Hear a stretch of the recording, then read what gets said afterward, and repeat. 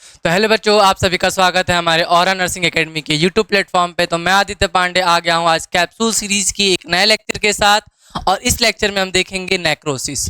तो चलिए वीडियो को स्टार्ट करते हैं और पूरे फुल फोकस के साथ कॉपी नोट्स बना के, कॉपी निकाल के और प्रॉपर वे में नोट्स बना के पढ़ते हैं कि नेक्रोसिस होती क्या है, इसके टाइप्स क्या होते हैं, और सारी चीज़ों की वन बाई वन हम डिस्कस करेंगे इसको। तो सबसे पहले नेक्रोसिस होती क्या है। नेक्रोसिस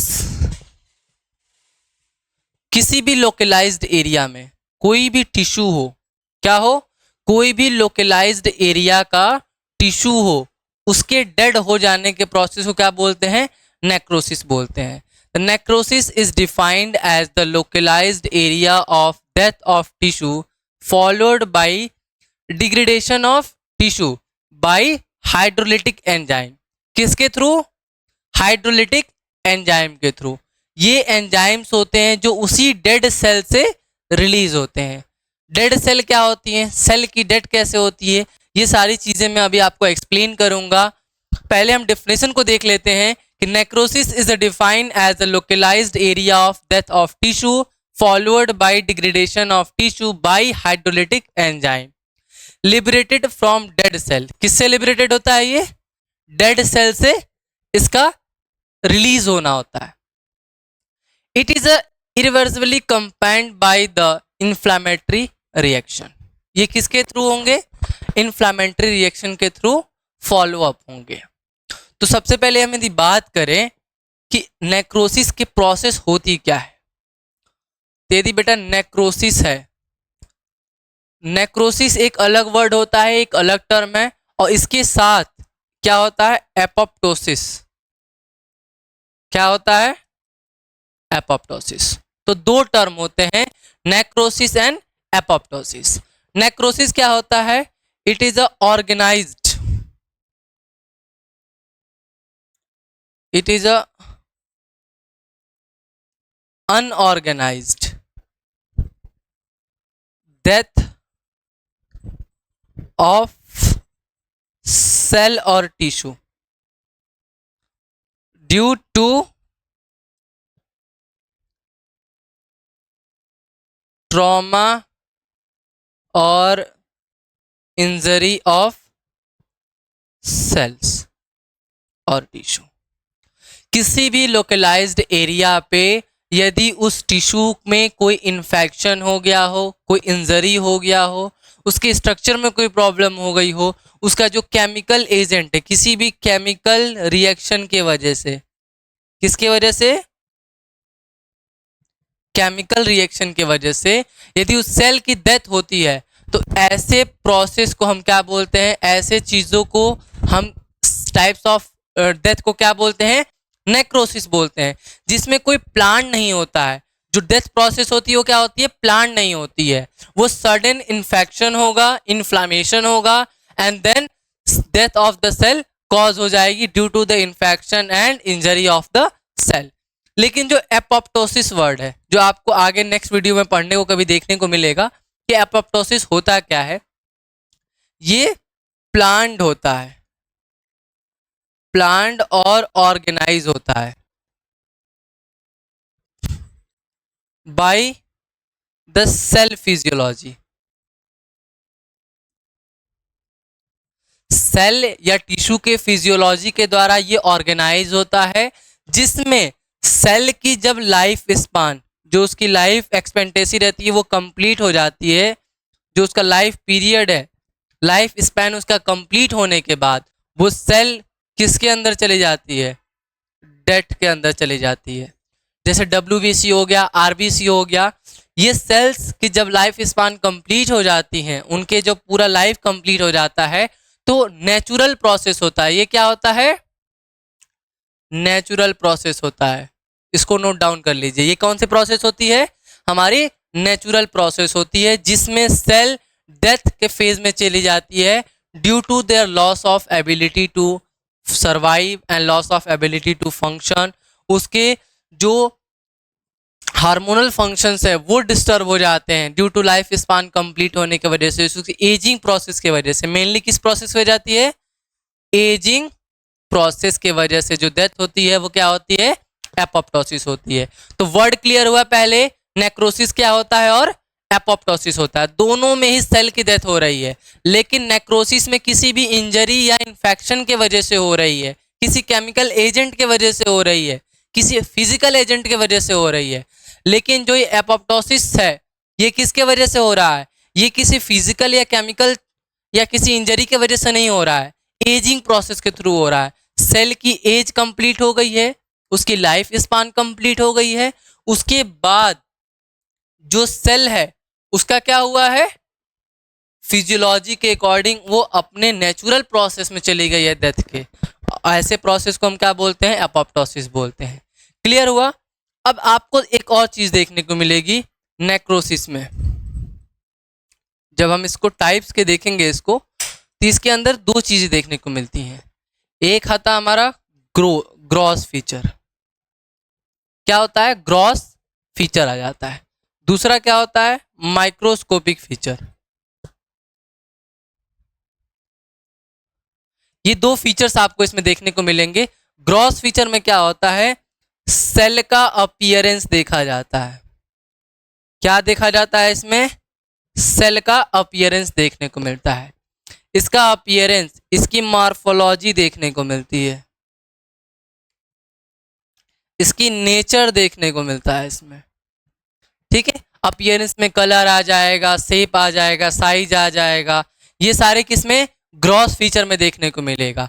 और माइक्रोस्कोपिक में बात करें तो टाइप ऑफ सेल देखने को मिलता है। क्या देखने को मिलता है, टाइप ऑफ सेल देखने को मिलता है।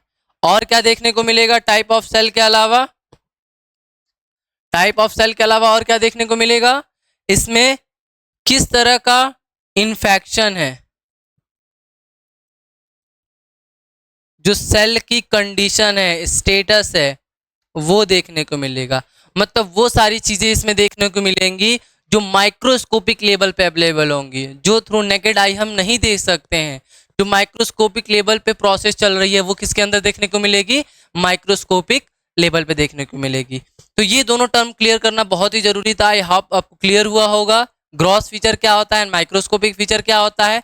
हमने नेक्रोसिस की डेफिनेशन देख ली, किसी भी सेल या टिश्यू का लोकलाइज्ड टिश्यू या सेल का डेथ किसकी वजह से, किसी भी इंजरी के वजह से या किसी भी पैथोलॉजिकल एजेंट के वजह से होना, इन्फ्लामेशन प्रोसेस को फॉलो करते हुए, उसको हम क्या बोलते हैं, नेक्रोसिस बोलते हैं। अब यदि हम टाइप की बात करें तो टाइप से पहले एक चीज देख लेते हैं कि जो नेक्रोसिस प्रोसेस होती है उसमें दो फेज पाए जाते हैं। कितने फेज पाए जाते हैं, दो फेज पाए जाते हैं। कौन कौन से, पहला होता है हमारा सेल का डाइजेशन, सेल का डाइजेशन। दूसरा क्या होता है, डीनेचुरेशन ऑफ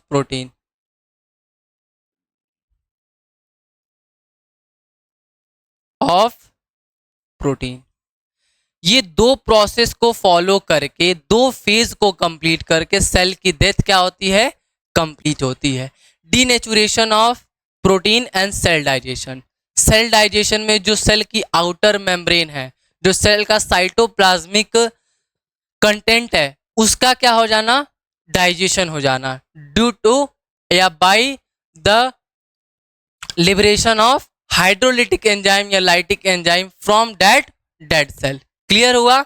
और डिनेचुरेशन ऑफ प्रोटीन क्या होता है, जो प्रोटीन, जो जेनेटिक मटेरियल बच गया है, जो भी जेनेटिक मटेरियल बच गया है, जो भी DNA, RNA, nucleic protein, nucleic acid बच गया है, उसका डीनेचुरेशन हो जाना, उस प्रोसेस से कंप्लीट क्या होती है हमारी, जो डेथ साइकिल कंप्लीट है किसी सेल की, वो कंप्लीट होती है। अब हम नेक्रोसिस के टाइप्स की बात करते हैं। तो यदि टाइप्स ऑफ नेक्रोसिस की बात करें तो अकॉर्डिंग टू द लोकेशन, किस लोकेशन पे नेक्रोसिस हो रही है, उसके बेसिस पे जो नेक्रोसिस है वो कितने बेस की है, 5 टाइप्स की है। कितने टाइप्स की है, 5 टाइप्स की है। यहाँ पे आपको दिख रहा होगा। पहला क्या है, पहला आपको कॉगुलेटिव दिख रहा होगा, कॉगुलेटिव नेक्रोसिस। दूसरा क्या है, लिक्विफैक्शन। तीसरा क्या है, कैसियस। चौथा क्या है, फैट। एंड पांचवा क्या है, फिब्रिनॉइड नेक्रोसिस।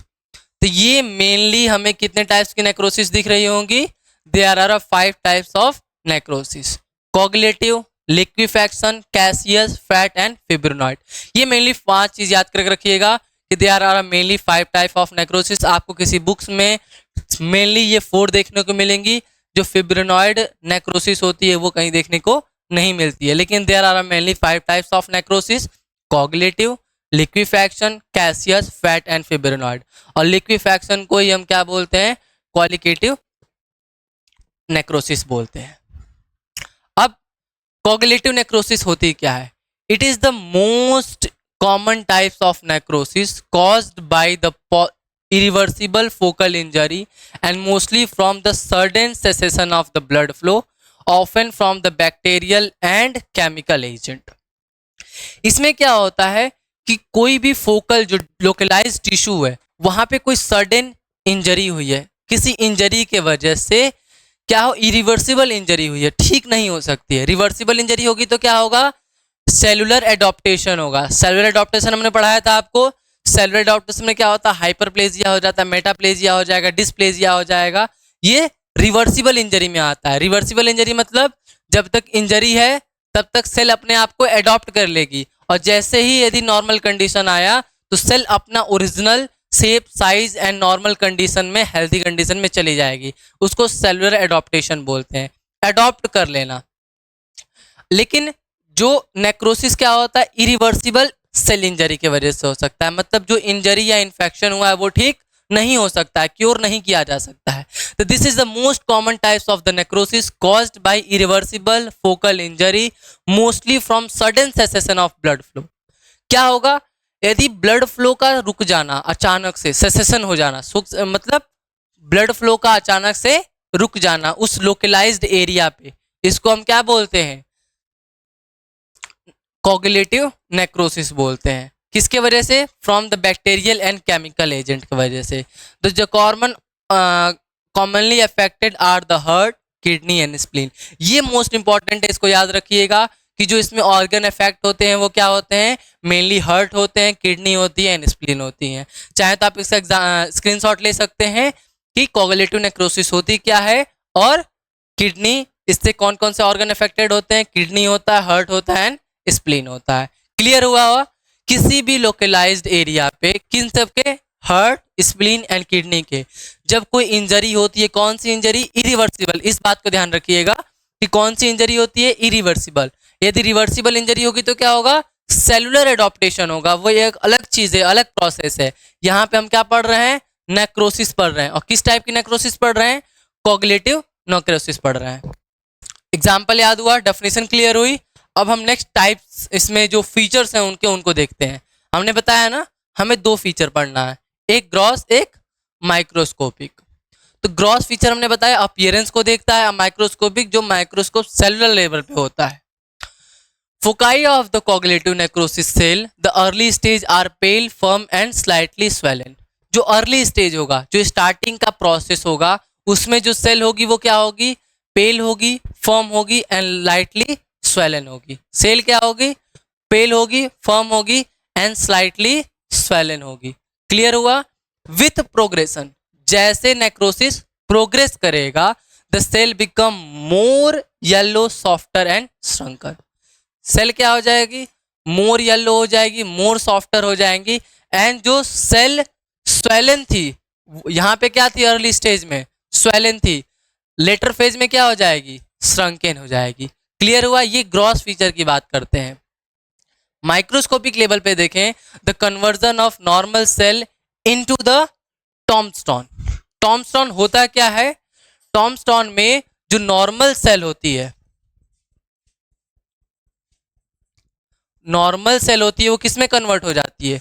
जो उसका आउटर अपीयरेंस होता है, आउटर एक सेल है, सेल की सेल वॉल है, उसका आउटर अपीयरेंस रिटेन करता है, लेकिन उसका साइटोप्लाज्मिक और जो न्यूक्लिक डिटेल्स होती हैं वो लॉस्ट हो जाती हैं। इस कंडीशन को हम क्या बोलते हैं? टॉम्बस्टोन। इसके लिए हम कौन सा टर्म यूज करते हैं? टॉम्बस्टोन वर्ड यूज करते हैं। टॉम्बस्टोन उन सेल्स के लिए यूज किया जाता है जिसका जो सेल वॉल है, जो उसकी आउटलाइन है वो रिटेन करती है, बट उसका जो साइटोप्लाज्मिक और जेनेटिक मटेरियल होता है वो लॉस्ट हो जाता है। ये हमें माइक्रोस्कोपिक लेवल पे आपको देखने को मिलेगी। टॉमस्टोन होता क्या है, ये जर्नली मेंशन है, the outline of the cell are retained so that the cell type can still be recognised and their cytoplasmic and nuclear detail are lost. Clear हुआ? Gross feature and microscopic feature of the coagulative necrosis. इसके example क्या थे, हमने heart, kidney and spleen इसके example देखे थे। और ये किसके वजह से होता है? Due to irreversible injury of due to sudden cessation of the blood flow. Blood flow कम होगा, नेक्रोसिस स्टार्ट हो जाएगा। ये क्लियर हुआ? स्क्रीनशॉट ले सकते हैं आप। अब नेक्स्ट देखते हैं नेक्स्ट टाइप। नेक्स्ट टाइप क्या है? लिक्विफैक्शन नेक्रोसिस, जिसका हम कॉलिकेटिव नेक्रोसिस भी बोलते हैं। ये क्या होता है? Necrosis occur commonly due to the ischemic injury. किसी भी ब्लड वेसल्स या किसी भी ब्लड फ्लो के इंजरी के वजह से यदि कोई नेक्रोसिस हो रही है तो उसे हम क्या बोलेंगे? लिक्विफैक्शन नेक्रोसिस बोलेंगे। या ये तो बैक्टीरियल इन्फेक्शन की वजह से हो सकता है या फंगल इन्फेक्शन की वजह से हो सकता है। बैक्टीरियल इन्फेक्शन में क्या क्या आ सकते हैं? स्टेप्टोकोकस आ सकता है, ऑरियस आ सकता है, स्टेफाइलोकोकस आ सकता है, और फंगल इन्फेक्शन में जितने भी फंगस के कैटेगरीज होती हैं वो आ सकती हैं इसमें। तो ये किसके अंदर आ जाता है? लिक्विफैक्शन नेक्रोसिस के अंदर आ जाता है। इसमें इस्कीमिक इंजरी होती है। सेल्स की क्या होती है? इस्कीमिक इंजरी होती है due to the degradation of the tissue by the action of powerful enzyme. इसमें जो पावरफुल एंजाइम्स होते हैं उसके वजह से जो सेल है या टिश्यू है उसका डिग्रेडेशन हो जाता है। Most common example are infected brain and abscess cavity. इसके दो एग्जांपल हैं। कौन से? Infected brain and abscess cavity. Clear हुआ? स्क्रीनशॉट ले सकते हैं आप यहाँ पे। इसके दो एग्जांपल थे, infected brain and abscess cavity. और ये किसके वजह से हो रहा था? इस्कीमिक इंजरी की वजह से होता है, बैक्टीरियल या फंगल इन्फेक्शन की वजह से। इसमें जो नेचुरली होती है वो टिश्यू या सेल की डिग्रेडेशन स्टार्ट हो जाता है ड्यू टू पावरफुल एंजाइम की वजह से। यदि इसके हम ग्रॉस एंड माइक्रोस्कोपिक फीचर की बात करें तो इसमें ग्रॉस फीचर में क्या आ जाता है? जो अफेक्टेड एरिया होगा वो सॉफ्ट होगा और liquefied centre containing the necrotic debris. ये डेब्रिस होता क्या है? सेल के डिग्रेडेशन के बाद जो उसका साइटोप्लाज्मिक कंटेंट है उसके डिग्रेडेशन के बाद एक लिक्विड टाइप का फ्लूइड बन जाता है, एक फ्लूइड का एक्युमुलेशन हो जाता है। जितने भी साइटोप्लाज्मिक या सेलुलर कंपोनेंट थे उनके डिग्रेडेशन के बाद एक लिक्विड बना, उसी को हम क्या बोलते हैं? डेब्रिस बोलते हैं। And later cyst wall is form. और बाद में इस लिक्विड, इस फ्लूइड के बाहर क्या बन जाती है? सिस्ट वॉल फॉर्म्ड हो जाती है। ये हमारा ग्रॉस फीचर में आ जाता है। माइक्रोस्कोपिक फीचर की बात करें, the cystic space contain necrotic cell debris and macrophages. जो डेब्रिस होगा वो क्या कंटेन करके रखेगा? जो नेक्रोटिक सेल होगी वो क्या कंटेन करके रखेगी? डेब्रिस कंटेन करके रखेगी, माइक्रोफेजेस कंटेन करके रखेगी। और वो किससे फिल्ड होंगे? फैगोसाइटोस मटेरियल से या फैगोसाइटोसिस सेल से फिल्ड होंगे वो डेब्रिस। क्लियर हुआ? यहाँ पे दो हमने एग्जांपल देखा था, infected brain and abscess cavity. Infected brain में क्या क्या पाया जाएगा? आपका जो सिस्ट वॉल होगी वो किससे बनी होगी? प्रोलिफरेटिंग कैपिलरीज से बनी होगी। किस केस में? इन केस ऑफ ब्रेन में। और किससे बनी होगी? इन्फ्लामेटरी सेल से बनी होगी और ग्लियोसिस से बनी होगी। किससे बनी होगी? ग्लायोसिस से बनी होगी। Proliferating capillary, inflammatory cells and gliolysis. इन तीन चीजों से मिलके in case of brain abscess या ब्रेन इन्फेक्शन में बना होगा, जो हमारी कॉगुलेटिव लिक्विफैक्शन नेक्रोसिस होती है। यदि हम एब्सिस कैविटी की बात करें तो इसमें सिर्फ क्या होती हैं? प्रोलिफरेटिंग फाइब्रोब्लास्ट होती हैं। क्लियर हुआ? कैसियस नेक्रोसिस, ये थर्ड टाइप्स ऑफ नेक्रोसिस होती है। ये मेनली कहां पाई जाती है? Centre of foci of tuberculosis infection. Tuberculosis infection के जो साइट्स होते हैं मेनली क्या होता है? हमारा लंग होता है। तो ये जो लंग्स के रीजन्स होते हैं, जो लोकेशंस होती हैं, उनके अंदर पाई जाती है और it combine the features of both coagulative and liquefaction necrosis. मतलब इसमें दोनों के फीचर्स पाए जाएंगे जो हमने कोगुलेटिव में देखा है और लिक्विफैक्शन नेक्रोसिस में देखा है। इनमें दोनों के कंबाइंड फीचर्स पाए जाते हैं और मेनली ये कहाँ पाई जाती है, उन लोकेशंस पे पाई जाती हैं जहाँ पे ट्यूबरकुलोसिस का इन्फेक्शन होता है, टीबी का इन्फेक्शन होता है। ठीक है, तो ग्रॉस फीचर में यदि यहाँ पे हम ग्रॉस फीचर आपका दिया है, यदि ग्रॉस फीचर की बात करें तो जो नेक्रोसिस है वो क्या होगा, किसकी तरह रिजेंबल होगा, ड्राई चीज की तरह, एंड सॉफ्ट होगा एंड ग्रैनुलर होगा। जो नेक्रोसिस का टिश्यू होगा, जो नेक्रोटिक सेल्स होंगी, वो ड्राई चीज की तरह दिखेंगी, सॉफ्ट दिखेंगी and granular and slightly yellowish दिखेंगी। यहाँ पे आप देख सकते हैं क्या दिखेंगी, स्लाइटली येलोइश दिखेंगी। ये किसके वजह से हो सकता है, ट्यूबरकुलोसिस इन्फेक्शन, ट्यूबरकुलर बेसिलाई की वजह से हो सकता है एंड मायोबैक्टीरियम ट्यूबरकुलोसिस के वजह से हो सकता है। तो इसके दो पॉजिटिव एजेंट होते हैं, पॉजिटिव एजेंट या पैथोजेंस मान लें, ये इसके होते हैं, किसके, ट्यूबरकुलोसिस के। माइक्रोस्कोपिक फीचर की बात करें तो जो नेक्रोस सेल्स होंगी वो स्ट्रक्चरलेस होंगी, वो क्या होंगी, स्ट्रक्चर्स लेंग होंगी और मोर स्नोफेलिक होंगी and contain granular debris. Clear हुआ। जो कैसियस नेक्रोसिस होती है वो मेनली उन सेंटर्स में पाई जाती हैं जहां पे ट्यूबरकुलोसिस का इन्फेक्शन पाया जाता है, और ट्यूबरकुलोसिस का इन्फेक्शन जनरली कहां पाया जाता है, मेनली रेस्पिरेटरी सिस्टम को अफेक्ट करता है। रेस्पिरेटरी सिस्टम को यदि अफेक्ट करता है तो इसके ग्रॉस फीचर में जो टिश्यूज होंगे वो ड्राई चीज की तरह अपीयर होंगे, रिजेंबल्स होंगे, फर्म होंगे, सॉफ्ट होंगे, ग्रैनुलर अपीयरेंस होगा, येलोइश होंगे, और माइक्रोस्कोपिक लेवल पे देखें, मतलब इनके सेलुलर लेवल पे देखें तो जो सेल होंगी वो क्या होंगी, स्ट्रक्चरलेस होंगी, स्नोफिलिक होंगी और ग्रैनुलर डेब्रिस होगा। अब इसके हम 4 टाइप्स की बात करें, फैट नेक्रोसिस। नेक्रोसिस का क्या है, ये 4th टाइप है, और 4th टाइप में क्या है, फैट नेक्रोसिस।